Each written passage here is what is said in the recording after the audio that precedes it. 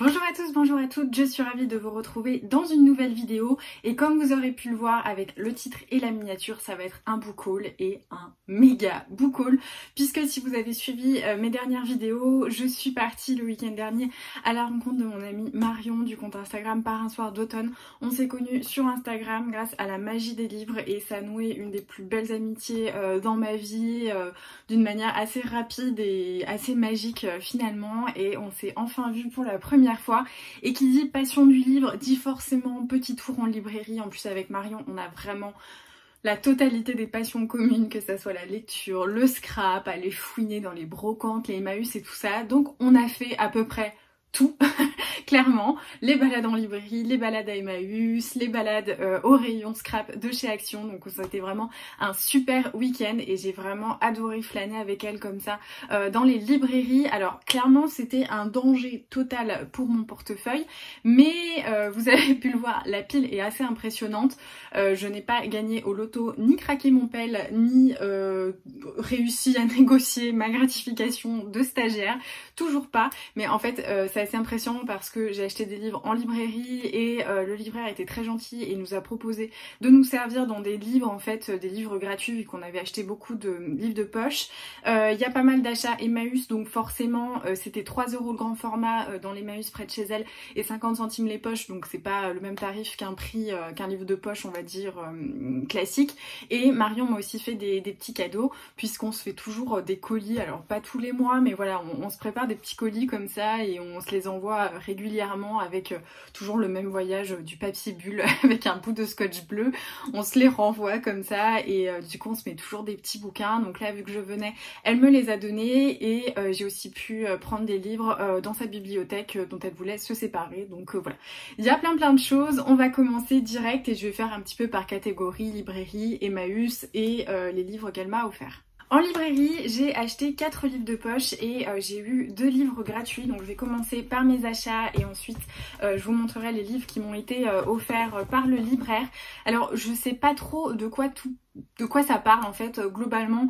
J'ai des petites idées comme ça mais je vais pas vous faire un résumé complet parce que voilà, j'ai pas forcément tout lu. Vous le savez, moi je suis pas une adepte de la 4ème de couverture, mais j'ai craqué sur Villa Magot de Éric Marchal aux éditions Pocket. Donc il y a marqué inutile de réserver, vous êtes attendu. Donc voilà la photo. Si ça vous dit quelque chose, je m'étais arrêtée dessus pendant un vlog, alors je sais plus trop lequel c'est, mais j'avais fait une petite balade à Cultura et j'avais vu cette couverture. Alors moi, vous le savez, les histoires qui se passent dans des grandes maisons, des grands châteaux, où il y a vraiment un contexte comme ça autour d'un lieu particulier, tel qu'une vaste demeure, j'adore, je suis toujours fan. Donc clairement la couverture m'avait vraiment alpaguée et au moment où j'étais à Cultura ce jour-là, j'arrivais pas du tout à me concentrer sur un livre ou un autre, donc j'étais un petit peu passée à côté. Et quand je l'ai revu, donc je l'ai montré à Marion en lui disant « Oh t'as vu celui-là, il me tentait pas mal », donc Marion l'avait acheté et je me suis dit ça a l'air pas mal », donc là je me suis enfin posée pour regarder et donc j'ai vu voilà que comment Raphaël Granger a atterri ici, la dernière chose dont il se souvient, le train qui pénètre dans un tunnel, la communication coupée, qui sont vraiment ces étranges pensionnaires qui partagent son séjour et comment sortir d'ici, retrouver sa vie, son amour. Ça a l'air un peu mystérieux, un petit peu glauque. J'ai vu qu'il y avait marqué un huis clos inédit, une œuvre remarquable. Ça a l'air hyper cool et ce côté coincé dans un lieu comme ça où on sait pas trop comment on y est arrivé, un peu du genre les 7 morts de Evelyn Hardcastle, ça me tentait pas mal, donc voilà. Ensuite, en librairie, j'ai craqué sur Le Lys de Brooklyn de Betty Smith aux éditions 10-18. J'ai juste vu New York, début du XXe siècle. Je sais pas trop de quoi ça parle d'autre. Voilà, je pense que ça va peut-être tourner autour de la guerre, mais j'ai vu œuvre occulte de la littérature américaine parue en 1943. Le genre de livre qu'on cajole, qu'on chérit et qu'on ne referme pas sans un passement nostalgique. Donc ça avait l'air beaucoup trop chouette. La couverture est trop belle, un peu automnale comme ça. Donc vraiment c'est ce qui m'a premièrement attiré l'œil et Marion l'avait aussi dans sa bibliothèque. Je crois qu'elle l'a pas lu mais en tout cas on s'est dit bon bah super, on pourra faire des lectures communes. En vrai on fait jamais de lecture commune, on n'arrive jamais à se caler mais l'idée nous plaît donc voilà. Et puis bah moi New York, Williamsburg, tout ça, début du 20e, je me suis dit que ça pouvait que être trop cool puisqu'en plus on doit être quand même à l'aube de la Seconde Guerre mondiale donc voilà, ça avait l'air trop cool. Ensuite, on a pris Les Altruistes de Andrew Ridker aux éditions 18 également. On s'est vraiment fait la réflexion que toutes les nouveautés 10-18, elles font super envie. Je crois que j'en parle tout le temps et je le dis assez régulièrement, mais je trouve que leur catalogue, mais tout fait envie. Et c'est pas seulement les couvertures, c'est les quatrièmes qui sont extrêmement bien travaillées, qui donnent vraiment envie. Donc j'ai encore craqué sur un livre des éditions 10-18 et là j'ai vu Entre bonheur et déchirement, remords et pardon, les méandres de la vie familiale sont dépeints avec un mélange de tendresse et d'humour noir dévastateur. Et voilà, donc ça va être dans l'Amérique contemporaine. On voit un professeur d'université médiocre, des difficultés avec, je crois, son épouse, enfin sa défunte femme, voilà. Et puis une petite amie plus jeune que lui, il ouvre la boîte de Pandore, libéré des années, des ressentiments, de souvenirs cuisants, enterrés, bref, ça a l'air trop bien. Moi c'est pareil, j'adore les campus novels, alors là je pense pas que ce soit une campus novel, mais en tout cas le côté voilà, prof un peu désabusé, un peu cynique, qui a perdu foi en tout. Et en fait la quatrième de couverture me fait un petit peu penser à, je crois que ça s'appelle Un homme ordinaire, le film de Woody Allen avec Joaquin Phoenix, et je crois qu'il y a aussi Emma Stone dedans, je suis pas sûre mais il me semble que oui, donc avec ce même un peu synopsis du prof dans une université pas terrible qui va se lier avec une fille un peu plus jeune que lui, et donc voilà. Ça m'a vraiment attirée, il n'est pas très long en plus de ça, mais vraiment j'ai tout de suite accroché avec la quatrième de couverture. Et enfin, on a acheté La seule histoire de Julian Barnes, qui raconte l'histoire donc dans les années 60 en Angleterre, d'un jeune homme qui sort avec une femme beaucoup plus âgée, il me semble. Voilà, 30 ans son aîné, et mais les années passent sans bruit, tandis que l'amour et la jeunesse de Paul se heurtent aux démons de Susan. Un beau et terrible roman. Préférez-vous aimer davantage et souffrir davantage ou aimer moins et moins souffrir? C'est, je pense, finalement la seule vraie question. Clairement, vous me connaissez, les histoires d'amour un peu tortuées comme ça, qui font un peu mal, qui écorchent le cœur et les bons sentiments, j'adore. Donc clairement, ça avait l'air trop cool. Il est pas très long, il fait 320 pages. Je pense que c'est une lecture que je vais faire assez rapidement parce que vraiment, il me tentait beaucoup. Et c'est le genre d'histoire un petit peu complexe comme ça, où il y a toute la complexité des sentiments humains que j'adore. Donc trop hâte de le lire. Et du coup, j'ai pu choisir 2 romans gratuits parmi une sélection. Donc c'était tous des romans qui étaient offerts. Donc peut-être pas pour les mêmes collections, enfin par exemple j'ai pris celui-ci, donc Daringham Hall de Catherine Taylor aux éditions Archipoche, et donc ça faisait partie d'une offre où vous achetiez 2 livres Archipoche et vous en aviez un offert, pardon. Moi c'était pas des livres Archipoche, mais en fait ils avaient tout mélangé et on pouvait servir dedans, donc j'étais trop contente. Et donc ça me tentait bien cette petite couverture là, Daringham Hall, donc par une saga qui ravira les fans de Downton Abbey. Voilà, ça avait l'air super cool. J'ai pas trop regardé la quatrième parce que moi j'ai vu Downton Abbey et ça suffit de me convaincre. Donc voilà, je vais tester ça. Je pense que c'est une saga, je sais pas du tout combien il y en a, mais je vois qu'il y a un petit 1, donc voilà, je vous dirai, de toute manière je regarderai. Et j'ai aussi pris La poursuite du bonheur de Douglas Kennedy. Bah ça avait l'air cool, voilà. Je sais pas trop, mais j'ai vu qu'on était à New York, à Manhattan.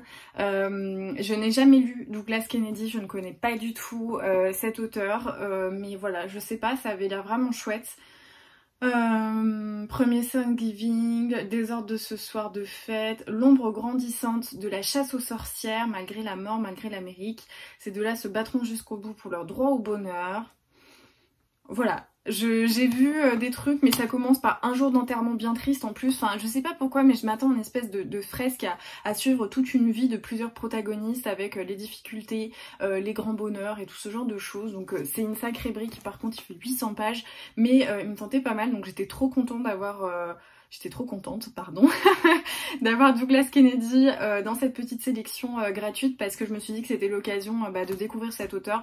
Ça fait partie des noms comme ça, des gros auteurs un peu américains que je vois souvent et que j'ai jamais lu, donc ça sera l'occasion. Ensuite j'ai fait pas mal d'achats chez Emmaüs, donc pas mal de poches et des grands formats. J'en ai eu à peu près pour 13 € je crois pour la totalité, donc j'étais trop contente parce que ça changeait un petit peu des titres récurrents que je trouve retrouve dans mon Emmaüs. J'ai vraiment trouvé des choses sur lesquelles j'avais vraiment jamais vu dans ma région, donc j'étais trop contente. Bon, on va commencer tout de suite. J'ai trouvé ce roman de Vikram Seth, De vie, une chronique familiale. Je connais Vikram Seth parce qu'il me semble que c'est un auteur indien assez connu, mais je n'ai jamais lu quoi que ce soit de cet auteur. Et donc ici c'est une chronique familiale qui va raconter en fait l'histoire, je crois que c'est son oncle mais je suis pas sûre, de Shanti Behari Seth, donc qui est indien, et une femme qui était juive allemande, et donc on va suivre un peu toute leur vie, les séparations pendant la guerre, les disparitions dans les camps, les retrouvailles et tout ça. Et donc la dernière phrase m'a vraiment attirée, ça disait donc l'un des plus grands écrivains indiens contemporains a bâti un récit minutieux qui fait ressurgir les fantômes effrayants de la mémoire européenne. Donc voilà, on va les suivre en fait, je pense, de 1930 à 1970, et c'est le genre de choses que j'adore. Et en plus de ça, vous avez à l'intérieur beaucoup d'additions comme ça, de petites choses, de dessins, de photos, donc ça a l'air vraiment chouette. Moi j'adore les récits comme ça, d'histoire, vous savez, toute une vie, quand ça s'étale sur plusieurs années, plusieurs décennies, j'adore. Mais alors d'autant plus quand c'est une histoire vraie. Bon là je pense que ça va être un petit peu dur, mais en tout cas ça avait l'air vraiment fascinant. Ça fait à peu près 700 pages, mais je pense que c'est quelque chose que je vais adorer dévorer sur un week-end, parce que souvent ça me passionne totalement. Donc voilà mon petit achat. J'ai aussi trouvé un autre roman de Robert Goddard, Le secret d'Edwin Strafford. Alors c'est un livre offert, bon je me suis dit c'est pas grave, 50 centimes, je préfère les acheter à Emmaüs plutôt que sur Vinted, quand vous vous retrouvez avec un macaron comme ça offert où il y a marqué ne peut être vendu. C'est pas grave quand c'est sur Emmaüs. Mais voilà, du coup, Robert Goddard, vous savez, j'avais lu L'héritage de Davenhall, moi que j'avais bien aimé. Marion m'avait pas forcément hyper accroché, mais moi j'étais vachement rentrée dedans, j'avais quand même beaucoup aimé. Et j'aime bien en fait, j'ai bien aimé la plume de l'auteur parce que je trouvais qu'elle était assez entraînante. C'était un vrai page turner, on était vraiment posé dans le cadre, dans le scénario, et c'était assez confortable comme lecture. On avait vraiment du mal à s'en sortir. Enfin, en tout cas, moi c'est comme ça que j'ai vécu ma lecture. Donc j'avais envie de découvrir autre chose de cet auteur, et donc là c'est Le secret d'Edwin Strafford. J'ai juste vu jeune londonien historien qui arrive sur l'île de Madère. Voilà, je me suis arrêtée là, je me suis dit ça me suffit, on est dans les années 70. Donc j'ai hâte de le lire. Là encore c'est une grosse brique, 700 pages, mais je pense que vous aurez compris qu'en ce moment les bouquins qui m'intéressent sont des énormes briques, donc ça va pas changer de d'habitude. Et j'ai trouvé en poche, je crois que c'est le dernier, je suis pas sûre, L'allée du roi de Françoise Chandernagor. C'est rigolo en fait parce que Marion m'en avait parlé en début de, le début de semaine juste avant que je vienne chez elle, en me disant qu'elle en avait trouvé un en hardback de cette autrice, qu'elle avait lu L'allée du roi et qu'elle avait adoré. Elle m'avait dit ça pourrait te plaire, et donc là quand je l'ai vu à Emmaüs, je me suis dit bon bah banco, je le prends parce que clairement livre historique comme ça j'adore. Là encore il fait 700 pages, c'est une sacrée brique. C'est une autrice que je ne connais pas, mais voilà, j'ai hâte de voir de quoi ça parle, puisqu'on est dans la cour du roi Soleil, et c'est le genre de truc qui peut vraiment me plaire, donc trop hâte de le découvrir. Dans les grands formats, j'ai trouvé ce roman qui est absolument énorme, c'est Le Chardonneret de Donna Tartt. J'en ai pas mal entendu parler, mais je n'arrive pas à savoir qui en a parlé. Voilà, j'avais entendu le nom de cette autrice, et ça me tentait beaucoup. Alors il y en a un qui me tentait particulièrement, mais que Marion m'a offert, donc je vous montrerai juste après. C'est une énorme brique, franchement il est énorme, il est super grand en plus. Je sais pas combien de pages il fait, mais c'est impressionnant. Il fait 800 pages et il est vraiment gigantesque. Enfin regardez par rapport à un poche, il est super gros. Je sais pas du tout de quoi ça parle, je n'ai pas envie de savoir, parce que j'ai l'impression que Donna Tartt, il y a beaucoup de suspense en fait dans ses livres, et je me dis bah voilà, j'ai pas trop envie de savoir. J'ai juste vu des petits contextes géographiques, notamment New York et Amsterdam, et ça m'a suffi. Donc voilà pour cette grosse brique. Et oui, du coup tous les grands formats étaient à 3 €, c'est le double de ce que je trouve dans mon Emmaüs, mais c'était quand même hyper correct. J'ai également trouvé Marie-Anne de Daphné du Maurier, donc Daphné du Maurier qui a écrit Rebecca et tout un autre tas de romans, mais elle est surtout connue pour Rebecca.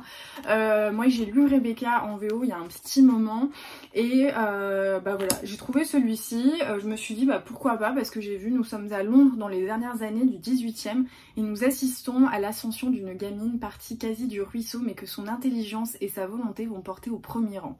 jusqu'entre les bras du duc d'York, fils du roi et chef des armées britanniques en lutte contre Napoléon. Historique, femme forte, tout ça, je me suis dit banco, ça a l'air super chouette.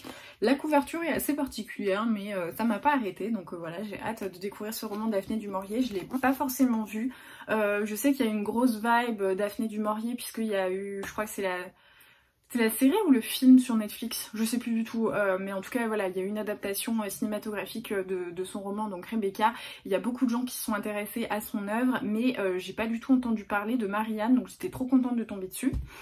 J'ai également trouvé un Karine Thuil, l'invention de nos vies aux éditions Grasset, voilà, donc sans la jaquette. Comme vous le savez, Karine Thuil, j'ai prévu de lire à peu près tout ce qu'elle a écrit puisque j'ai été vraiment fascinée par les choses humaines. J'ai trouvé que c'était un roman incroyable, vraiment grandiose, donc je suis super curieuse de voir ce qu'elle a pu écrire d'autre. J'avais acheté Les Insouciantes. Je crois que ça s'appelle comme ça, mais vraiment en ce moment j'ai du mal avec ces titres, les bienveillantes, les graciées, les optimistes, tout ça, je mélange un petit peu tout. Mais voilà, du coup j'avais déjà un autre roman de Karine Thuil qui attend dans ma pile à lire, donc là il y en a un nouveau. Je n'ai pas regardé de quoi ça parle, mais voilà. Ah, bah c'est un avocat new-yorkais, donc on reste dans les thématiques un petit peu de l'avocature et du droit. Mais voilà, je me suis arrêtée là et ça me tente pas mal. Et Karine Thuil, j'ai envie vraiment de tout découvrir, ce qu'elle a pu écrire. Et qu'est-ce que j'ai trouvé d'autre? Ah oui, ça j'ai un peu hésité, donc c'est Le Jardin des Secrets de Kate Morton. Donc comme j'avais pu déjà en parler lors de mon dernier book haul Emmaüs, j'avais trouvé La Prisonnière du Temps et je disais que j'avais très envie de découvrir Kate Morton puisque Marion m'en parle tout le temps et me dit que clairement je peux aimer parce que moi qui adore les secrets de famille et ce genre de saga un petit peu, typiquement ça pouvait me plaire et j'avais prévu de les acheter dans les éditions Pocket puisque je les trouvais vraiment très jolies. Et Le Jardin des Secrets, je crois que c'est le préféré de Marion, mais je dis peut-être une bêtise ou alors c'est L'Enfant du Lac, je sais plus. Mais du coup on est tombé sur celui-ci en hardback et j'ai un peu hésité parce que je me disais j'ai quand même un petit peu envie de les avoir en poche. En fait c'est un hardback des éditions Françoisir comme ça. Il est assez joli puisqu'il est décoré à l'intérieur comme ça. Il y a vraiment des pages avec des écritures gothiques. Vous voyez les premiers chapitres sont un petit peu décorés comme ça. Et bah, j'ai un petit peu hésité parce que je me suis dit non mais je le voudrais quand même en poche. Et finalement j'ai craqué parce qu'il était à 1 € et voilà... il était beau quand même un hardback, j'ai du mal à, je l'avoue, à renoncer à un petit hardback, même si là il est violet un petit peu pourpre. Mais voilà, du coup, pour celui-ci, et juste avant qu'on parte, Marion est tombée sur un bouquin comme ça, totalement au hasard. Il est super neuf, je suis trop contente de cette trouvaille, puisque c'est le tome 5 des Chroniques de Sainte-Marie, donc par Jodi Taylor. Il est juste impeccable, enfin il y a encore le bandeau, il n'y a pas... le dos est totalement lisse, il a même pas été ouvert, et il était à 3 €. Donc c'est un tome 5, moi il me manque le 3 et le 4, mais je me suis dit bah ça sera toujours ça, parce que j'adore les Chroniques de Sainte-Marie, donc clairement, même si c'est pas dans l'ordre, voilà, où j'en suis pas encore là, clairement je vais lire. Donc voilà, 3 € au lieu de 14,50 €, j'étais trop contente. Dans les petits cadeaux que Marion m'a fait, il y avait donc Le Maître des Illusions de Donna Tartt. Ça fait super longtemps que j'avais envie de le lire et elle me l'a offert, donc je suis trop contente. Je sais pas trop de quoi ça parle, il me semble que j'avais dû lire une fois une chronique en me disant ça a l'air trop cool. Et depuis c'est un titre et une autrice que j'avais gardé en tête, donc voilà, je suis trop contente de découvrir ça. Et elle m'a fait un cadeau trop chouette qui avait beaucoup de... déjà une histoire en fait, c'était assez dingue. Comme vous le savez, je suis une grande fan d'Ernest Hemingway, c'est presque un mode de vie tellement j'aime Hemingway. Et un jour, mon grand-père m'avait trouvé en brocante un hardback avec plusieurs œuvres d'Hemingway. Je pense pas que c'était des œuvres complètes, mais voilà, il y en avait beaucoup. J'étais trop contente de l'avoir, je l'avais mis direct dans ma bibliothèque. Et un beau jour, je me dis, allez, je me relis un de ces romans à l'intérieur de ce hardback.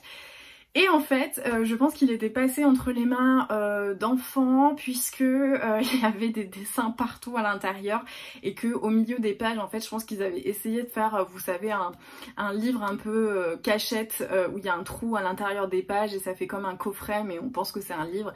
Et il était totalement massacré, donc j'étais super triste. Je l'ai gardé longtemps parce que j'arrivais pas à m'en séparer, mais il était totalement inutile. Donc je pense que c'est quand j'avais, vous savez, enlevé ma télé et réorganisé mes bibliothèques, je m'en étais séparée, je l'avais voilà, je l'avais jeté, enfin déposé au tri. Et et Marion me l'a offert sans avoir jamais entendu parler de cette histoire. Donc j'ai trouvé ça vraiment trop fou parce que vraiment, quand je vous dis que je l'ai gardé longtemps, je l'ai peut-être gardé pendant 2 ans, donc ce qui était ridicule hein, parce qu'il était illisible et que il était troué de partout, tout déchiré et tout ça, mais j'avais du mal à m'en séparer parce que je le trouvais super chouette et je trouvais encore d'autant plus chouette que mon grand-père se soit arrêté en fait sur ce livre en brocante en disant tiens ma petite fille adore Hemingway, je vais lui acheter. Donc je trouvais ça beaucoup trop mignon et j'étais un peu triste de m'en séparer et là il est arrivé jusqu'à moi et je trouve que c'est une trop belle histoire. Enfin vraiment j'étais vraiment étonnée et donc voilà, je pense que c'est une édition France Loisirs aussi parce que ça ressemble au dos du comment ça s'appelle, du Kate Morton et voilà, donc c'est une édition. Puis regardez à l'intérieur, il était vraiment trop beau ce bouquin, donc je suis trop contente. Dedans il y a L'adieu aux armes, Le soleil se lève aussi, Le vieil homme et la mer, Plou qui sonne le glas et Paris est une fête. Donc voilà, je suis beaucoup trop contente de l'avoir. Et elle m'a également offert un livre qu'elle avait lu et qu'elle ne voulait pas garder qui s'appelle D'innombrables soleils de Emmanuel Pirotte. Je crois que c'est une histoire de couple, je suis pas sûre, mais... Ah oui, dans le manoir au bord de la falaise, le poète en sursis rencontre Jane, l'épouse de son hôte. Entre ces deux insoumis naît une passion rare. Ça a l'air trop bien. Voilà. Je crois qu'elle l'avait beaucoup aimé et du coup je suis trop contente de le lire. C'est du coup publié aux éditions du Cherche Midi et voilà, j'ai trop hâte de lire parce que vraiment c'est le genre de thématique que j'aime beaucoup. Et voilà, c'est tout pour ce gigantesque book haul. J'ai l'impression qu'il y a une quantité de livres incroyable. Je suis rentrée avec un sac de courses rempli de livres. Mais c'est vrai, quand je suis à Emmaüs, j'ai tendance à pas trop compter les livres que je mets dans mon panier parce que voilà, 50 centimes, 3 euros pour tous les achats Emmaüs. J'en ai eu pour voilà 13 ou 15 euros. C'est même pas le prix d'un grand format. Donc je trouve que ça vaut vraiment le coup. Et puis voilà, en bibliothèque, on a un petit peu, enfin en librairie, on a un petit peu craqué. Mais pas tant que ça puisque voilà, j'ai acheté que 4 livres neufs finalement et les 2 autres étaient des livres offerts, donc je suis trop contente. Je rentre avec plein de livres, j'adore ça et j'ai trop envie en fait de ne plus avoir aucune obligation dans ma vie et de passer mes journées à lire. Clairement ça serait le rêve absolu, mais pour ça je pense qu'il faut que je gagne au loto sinon ça n'arrivera absolument jamais. Mais en tout cas voilà, je suis trop contente d'avoir tous ces livres, donc j'espère que ce petit book haul vous aura plu, que ça vous aura donné des idées de lecture.